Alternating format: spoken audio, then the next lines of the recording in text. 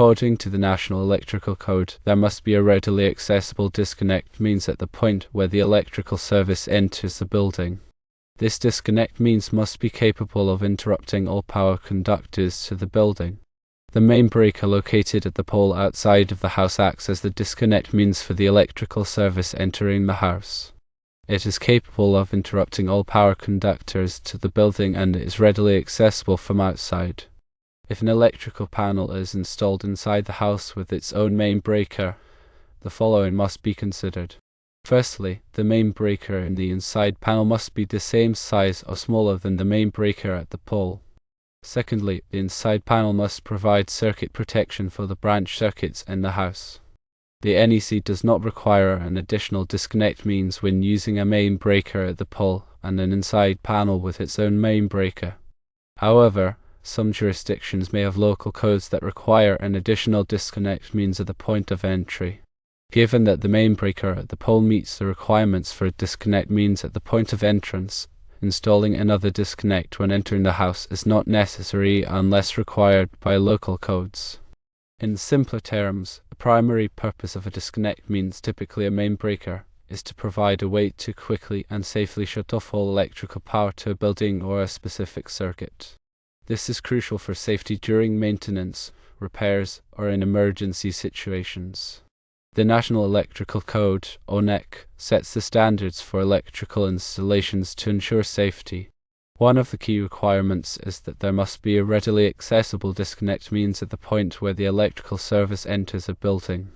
This means that in case of an emergency or for maintenance, there's a way to immediately cut off all power to the building.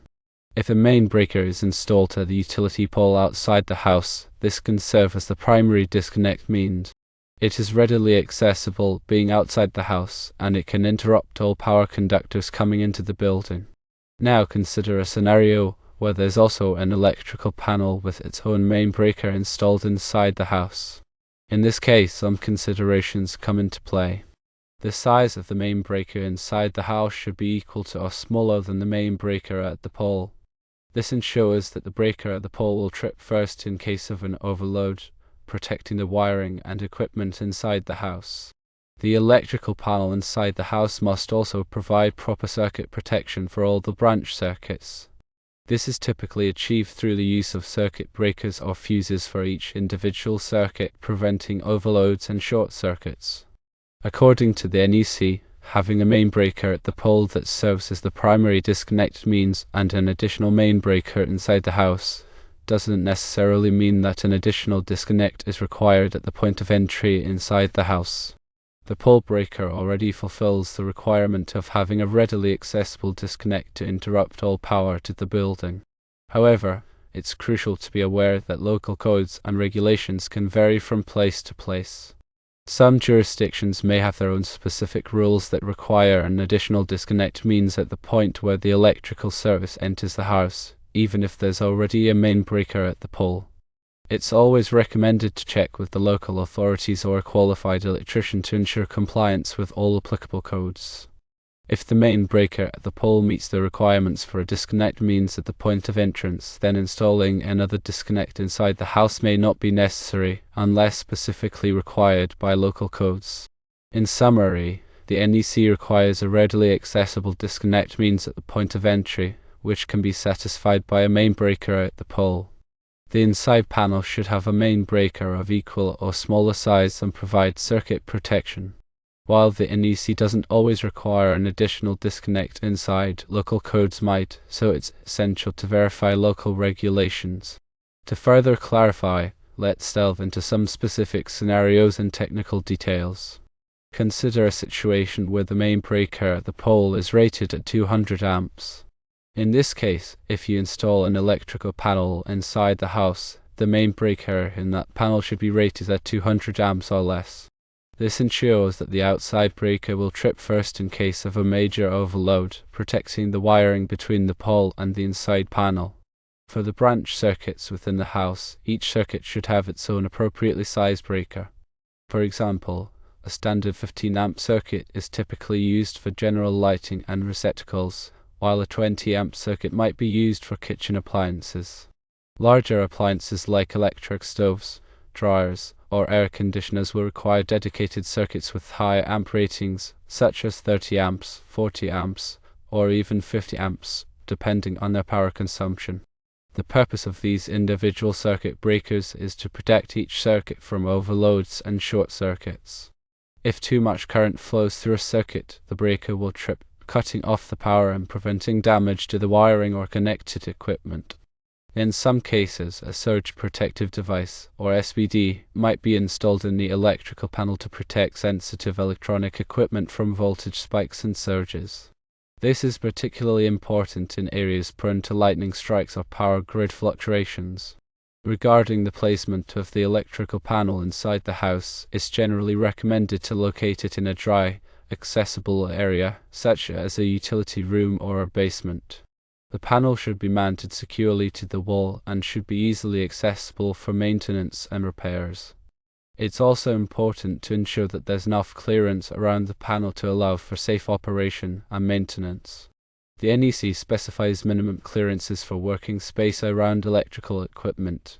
Now let's consider the scenario where the distance between the pole and the house is significant, say more than 100 feet. In this case, it might be prudent to install a disconnecting means closer to the house, even if it's not strictly required by code. This would allow for easier and faster power shutoff in case of an emergency.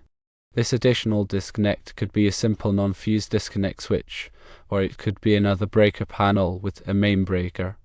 It's also important to ensure that the wiring between the pole and the house is properly sized to handle the electrical load. The size of the wire will depend on the ampacity of the circuit and the distance between the pole and the house. The NEC provides tables and guidelines for determining the appropriate wire size for different applications. Furthermore, the grounding system should be properly installed and maintained. This includes grounding the electrical panel to a grounding electrode, such as a ground rod or a metal water pipe. The grounding system provides a path for fault current to flow back to the source, allowing the circuit breaker to trip and clear the fault. The NEC specifies the requirements for grounding electrodes and grounding conductors. In addition to the main breaker and branch circuit breakers, other protective devices may be used in the electrical system. These include ground fault circuit interrupters, or GFCIs, and arc fault circuit interrupters, or SIs. GFCIs are designed to protect people from electric shock by detecting small imbalances in current flow and tripping the circuit. They are typically used in areas where there's a risk of moisture, such as bathrooms, kitchens, and outdoor locations. SIs are designed to protect against arc faults, which are dangerous electrical conditions that can cause fires. They are typically used in bedrooms and other living areas. It's also important to consider the future needs of the electrical system. If there's a possibility of adding more circuits or increasing the electrical load in the future, it's wise to install a larger electrical panel than is currently needed. This will provide room for expansion and avoid the need to replace the panel later on. When working with electricity, safety should always be the top priority.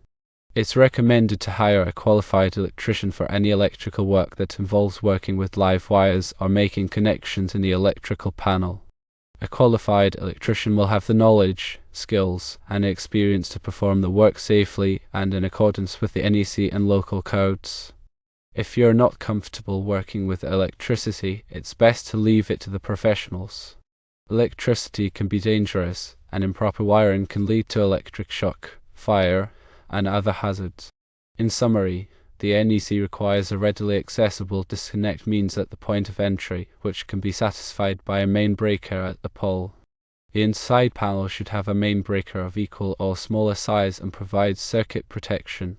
While the NEC doesn't always require an additional disconnect inside, local codes might, so it's essential to verify local regulations. Always prioritize safety and consult with a qualified electrician when working with electricity. To delve deeper into the nuances of electrical installations, let's consider the practical implications of voltage drop. Voltage drop refers to the reduction in voltage that occurs along a conductor due to its resistance. Excessive voltage drop can cause appliances to malfunction, lights to dim, and motors to overheat. The NEC specifies the maximum allowable voltage drop for branch circuits and feeders. To minimize voltage drop, it's important to use conductors of the appropriate size for the length of the circuit and the amount of current it will carry. Longer circuits and higher current loads require larger conductors. The NEC provides tables and formulas for calculating voltage drop and determining the appropriate conductor size. Another important consideration is the proper bonding of metal enclosures and equipment. Bonding refers to the electrical connection of metal parts to ensure that they are at the same electrical potential. This is important for safety because it provides a low impedance path for a fault current to flow back to the source, allowing the circuit breaker to trip and clear the fault. The NEC specifies the requirements for bonding conductors and bonding methods. Proper bonding is essential for preventing electric shock and fire hazards. Furthermore, it's important to ensure that all electrical equipment is properly listed and labeled by a recognized testing laboratory, such as Underwriters Laboratories, or UL. Listing and labeling indicate that the equipment has been tested and meets safety standards. Using unlisted or unlabeled equipment can be dangerous and may violate local codes. When installing electrical wiring, it's important to follow the NEC guidelines for wiring methods. The NEC specifies the types of wiring methods that are permitted for different applications, such as rigid metal conduit, electrical metallic tubing, or flexible metal conduit, and non-metallic sheath cable, often referred to as ROMEX. The choice of wiring method will depend on the environment, the type of building construction, and the local codes. It's also important to ensure that the wiring is properly supported and secured to prevent damage and maintain its integrity. The NEC specifies the requirements for supporting and securing electrical wiring. In addition to the NEC, there may be other applicable codes and standards that need to be considered. These may include local building codes, fire codes, and energy codes. It's important to be familiar with all applicable codes and standards before starting any electrical work. Compliance with these codes and standards is essential for ensuring safety and preventing problems down the road. When making electrical connections, it's important to use the proper connectors and tools. The NEC specifies the types of connectors that are permitted for different applications. It's also important to use the correct crimping tools for making crimp connections. Improper connections can lead to loose connections, overheating, and electrical failures. It's also important to protect electrical wiring from physical damage. This may involve using conduit to protect wiring in exposed locations or using cable guards to protect wiring from impact. The NEC specifies the requirements for protecting electrical wiring from physical damage.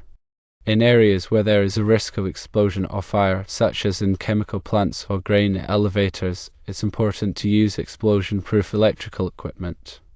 Explosion-proof equipment is designed to contain any internal explosions and prevent them from igniting flammable materials in the surrounding environment. The NEC specifies the requirements for explosion-proof electrical equipment. When working with high-voltage equipment, it's important to take extra precautions to prevent electric shock. High-voltage equipment can be lethal, and even a small amount of current can be fatal.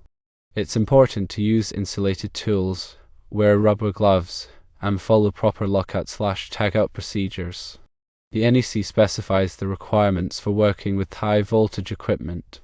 Regular inspections and maintenance are essential for ensuring the safety and reliability of the electrical system.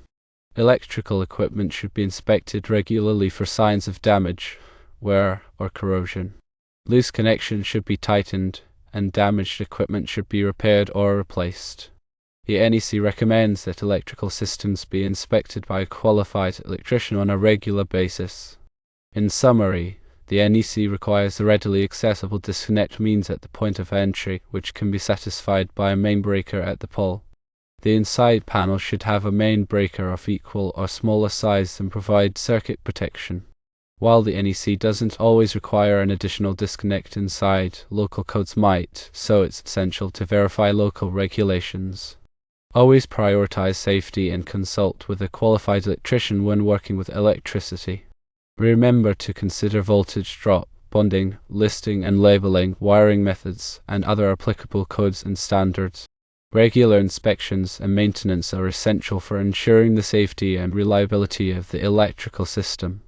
And one more critical detail: it is essential to ensure proper overcurrent protection for all conductors.